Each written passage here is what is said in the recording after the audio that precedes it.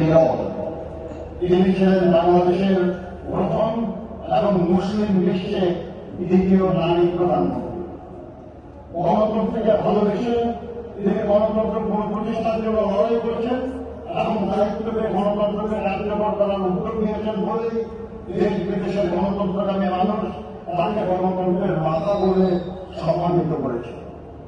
উন্নয়নের সমৃদ্ধির দেশের একটি বেগম খালেদা জিয়া রাজনীতিতে আগমন ছিল আকস্মিক, কিন্তু দেশের প্রয়োজনে তা ছিল অনিবার্য। 1988 সালের 30 মে কতিপয় বিপদগামী সেনা কর্মকর্তার হাতে রাষ্ট্রপতি জিয়া রহমান বীর-উত্তম শাহাদাত বরণ করার পর দলের দলীয় সরকারের ভিতরেই ষড়যন্ত্রকারীরা তৎপর হয়ে ওঠে।